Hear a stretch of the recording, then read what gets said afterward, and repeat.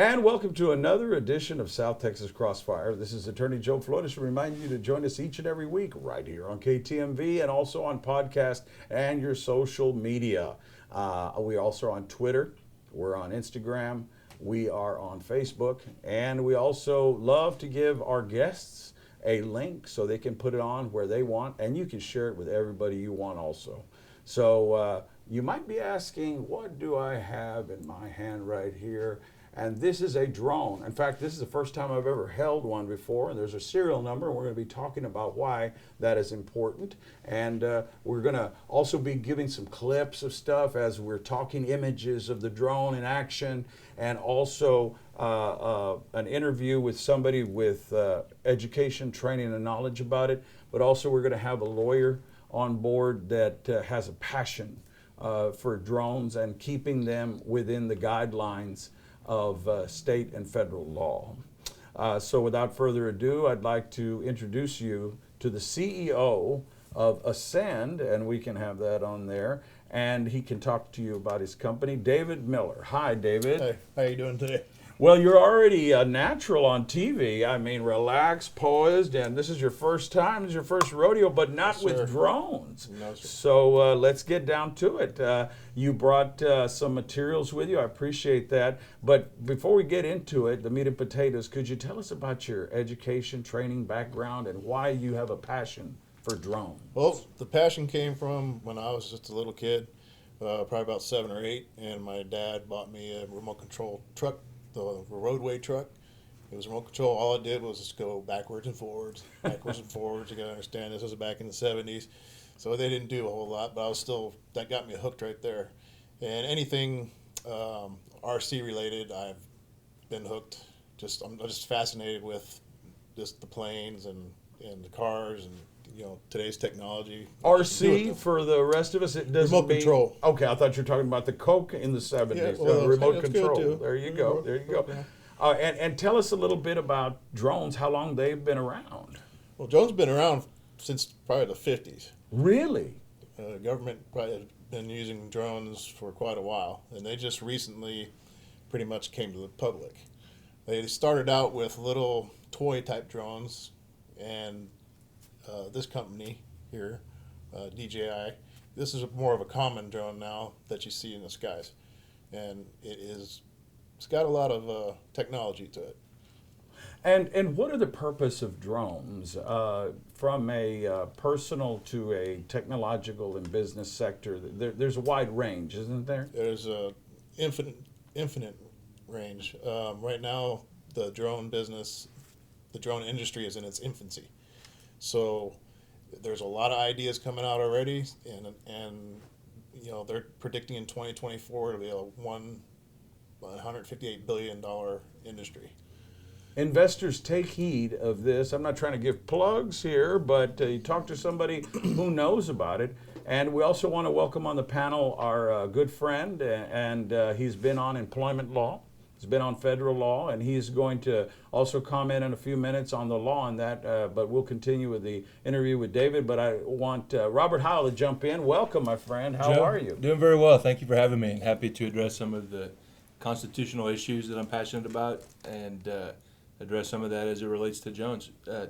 So appreciate you having me on today. And I know that there are important laws that people may not know about, and they just jump in whole hog, so to speak, as we say in South Texas, and then they don't know what the law is, and then they make a boo-boo, whether it's for personal use or for corporate use. So we'll be bringing you to jump in there, and thank you for being on here. Robert Howell, attorney at law. It's my pleasure. Thank you, Joe. Thank you. Coming back to the drone technology, what made you make Ascend Drone Technologies, LLC? Well, I been flying it for a couple of years, and I enjoyed it so much. I was like, well, why not just make a company that I actually enjoy, instead of working for somebody and having, stress and politics. So I decided to make my own company. That's something I have a passion for, and I'm very happy right now about it, and I'm hoping to do better here in the future. Right now I'm doing real estate damage inspections, roof inspections, But there's so much more that I could do with that drone. Let's talk about the good, the bad, and the ugly. First of all, what are the good potential for good that drones can do for society and for protection, security, and also for business? Well, a couple of weeks ago, there was a missing boy out in Oso Bay, and I went out there every day for an hour to search for him. That's one good positive about that because it's all murky and muddy in there. You can't walk through it, but the drone can fly over it. So search and rescue is a good thing. Other good things is just photography to people, what people are taking pictures of from a different angle. You live your whole life at this angle. You're just street level, but when you get up into a 25 foot angle or up 25 feet, it's a whole different perspective. In fact, that's my catchphrase is look at the world from a different perspective from above. Yes, sir.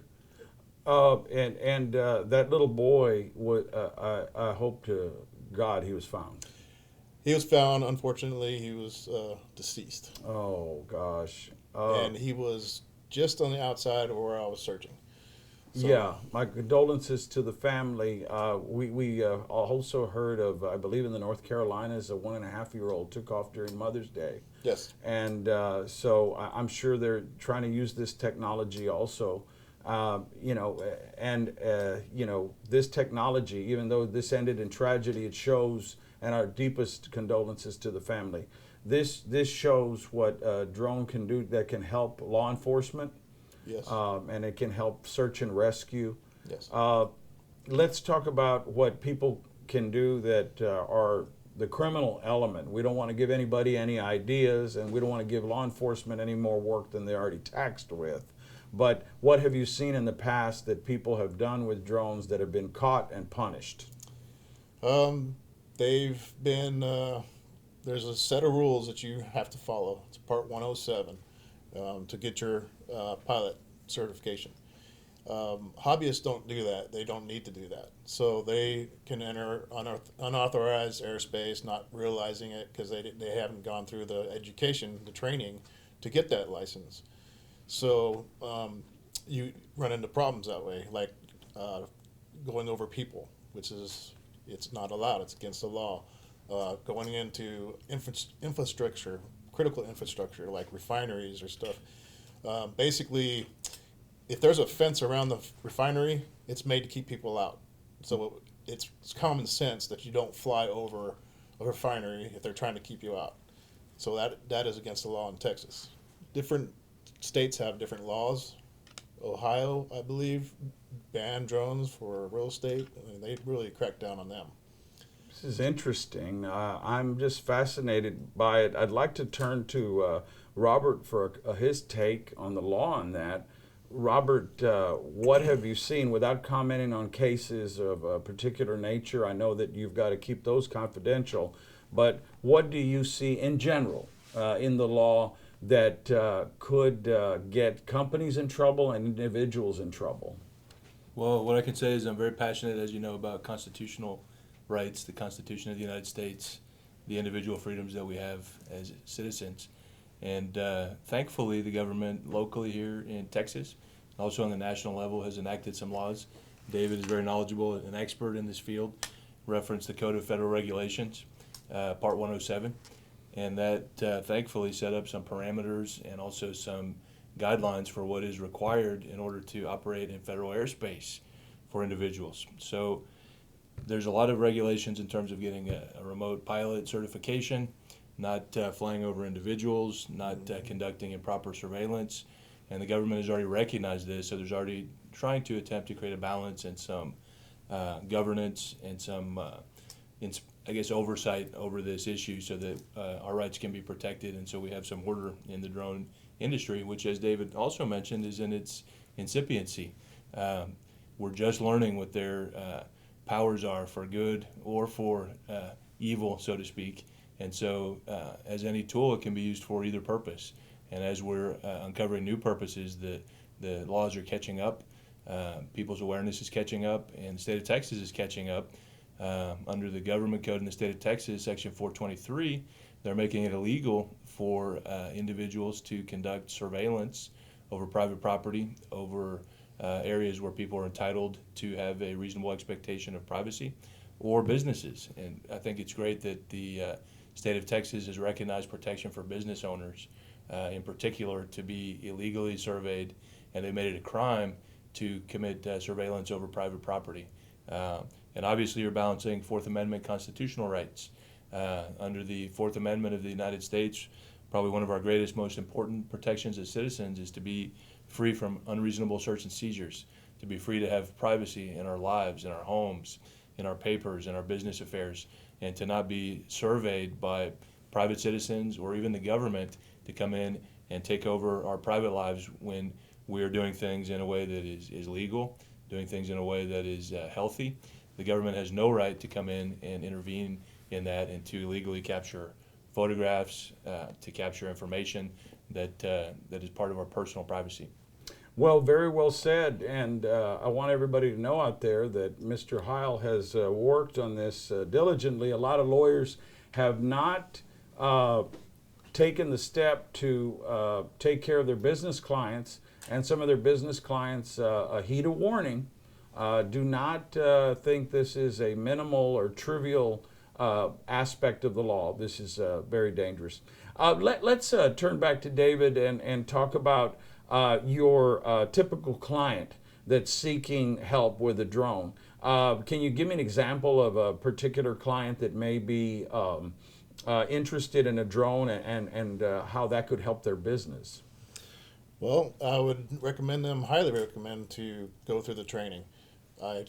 They're all over the internet. It doesn't take very long. I did mine in 14 days. I really didn't know a whole lot about the aeronautical part of it, but you're basically doing what real pilots are doing. You have to learn your class airspace, which is A, B, C, D, E.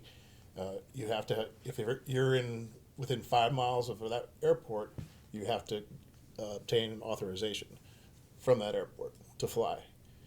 Class G space is free space. You can do whatever you want up to 400 feet.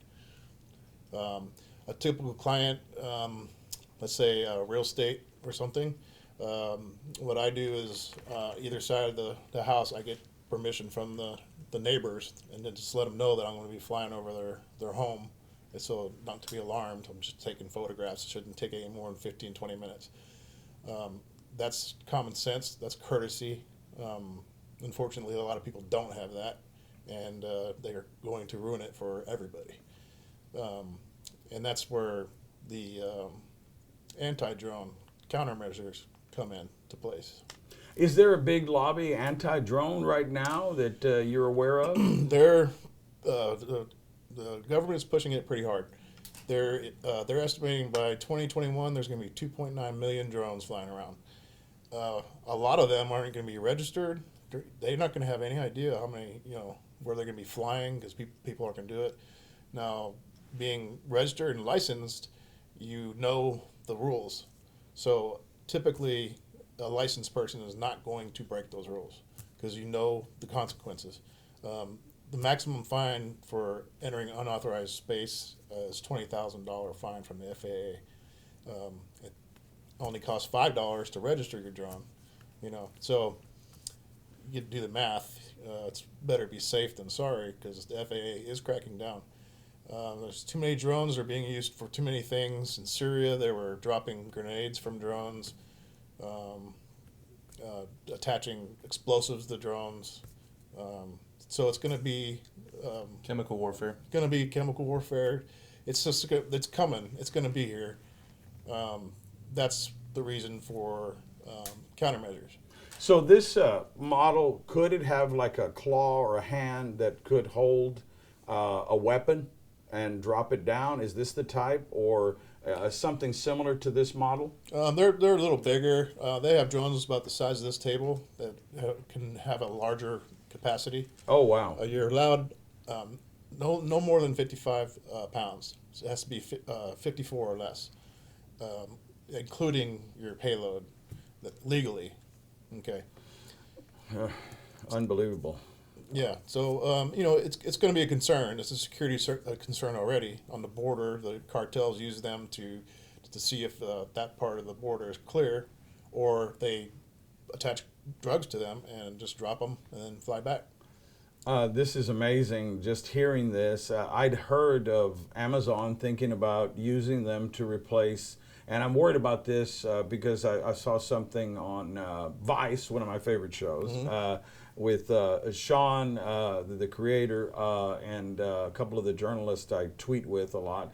And they did a show on AI and things like that, and machinery taking over, and robots taking over, jobs. Yep. So when you have one of these, would it replace, say, a man or woman working for UPS or a delivery person?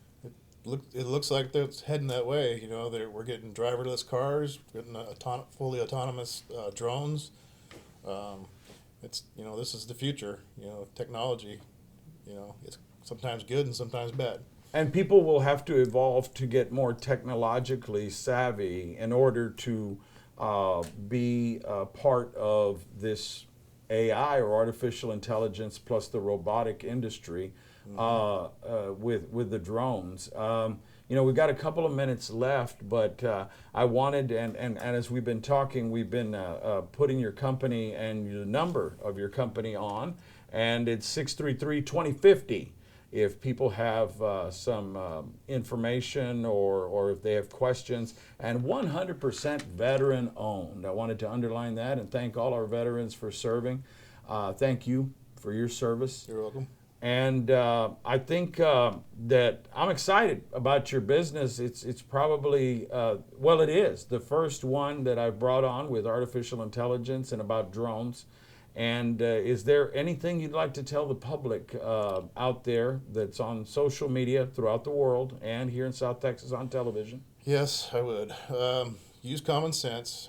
Do it the right way, because this weighs 3.5 pounds, but at 200 feet coming down, it will kill somebody. That's the reason you don't fly over people. They should be under cover. You don't go to events. You can't go over stadiums. Just follow the rules, because the FAA is cracking down, and they will crack down on all of us if people don't abide by them. And I think it's great what David is doing. He talked a little bit about it. We spoke before the interview today. I was fascinated about the countermeasures that he was describing. That one of the most positive aspects of his company is that if I understood correctly, when there's illegal drone use, your company can actually go in and take out these drones? I'm working on that right now, getting that started, the counter drone technology with my business. I'm hoping to get that off the ground here very soon, and look forward to making the skies safe. Basically. So let's say, for instance, you contracted with the government on the border, and some measures were going on. Some lawbreakers were trying to see if they could see a pocket where they could crawl over the border with drugs, or have illegal drones carrying more than a payload of 54 pounds, probably carrying a cache of 200 pounds of marijuana or cocaine or heroin. You would have capacity to intercept them? Yes, I would. And also, I want to add that the Border Patrol down there, the agencies have to obtain a warrant to shoot down a drone. This is what sparked my interest in this, because it just doesn't make sense. They said it'd take up to 2 hours to get a warrant. By that time, drone's gone. But a private industry should be able to just take it right out. That's very interesting. Mr. Heil, what are your thoughts on that as far as drone law? And, you brought up the topic there of countermeasures and counter defense to defend our country's borders using these drones. Both of you all have brought that up. What is your take? I know the law is in its infancy on this, but what are your views on taking down of rogue drones, so to speak? Well, I want to say first that I do support the legitimate use of drones. I think that for a lot of purposes, as we've discussed in the show, it can create a lot of positive benefit in terms of information, in terms of rescue and search operations, in terms of governmental sting operations and governmental law enforcement entities that are justifiable and that have been properly warranted and that a court has issued a search warrant for to protect the privacy issues. But I think in those instances on the other end of the spectrum that Mr. Miller has described, where there's unlawful purposes, either private citizens, corporations, or criminals conducting those activities, then these drones need to be neutralized. They need to be taken out of commission. And I was impressed, and I support Mr. Miller's company 100%, because it sounds like what they're doing is when there is unlawful use of drones, and that's been established, that these kind of attack drones can come in and take out the other drones, take them out of operation so that they're not harming individuals, that they're not infringing upon constitutional rights, they're not being used in the drug trade, and so they can keep the skies safer, so to speak. And I know he has some specific ways in which that's done, but to me I think it's great, and I think it supports the Constitution. It supports our country being a better place, and so I'm 100% behind those types of businesses, those types of entities that will regulate and support proper drone use and eliminate illegal drone use from our airspace. Well, and you've been watching Mr. David Miller, CEO of Drone Technologies, LLC, and also Mr. Robert Heil. And for those of our viewers in Brazil, bem-vindo mis amigos que falam português, and also bienvenido a mis amigos que hablan español. And we encourage those people to call up too. Si tienen interés también en esta tecnología, por favor, llama a este número que tenemos aquí, and it will be on 361-633-2050. And if David needs any help with Portuguese or Spanish, he's got it right here with two lawyers, Mr. Heil and Mr. Flores. So but he's 100%, and it is 100% veteran owned. So we're very happy for him, and we encourage all veterans to launch their own companies and their own businesses of their interest. We're out of time, but we want to thank David Miller from Ascend Technologies, and also, as always, our guest panelist and legal expert, Mr. Robert Heil III, who is a great attorney not only here in South Texas, but throughout Texas, and also on federal issues throughout our great land. So thank you, gentlemen, very much. David, Robert? Thank you, Joe. Appreciate it.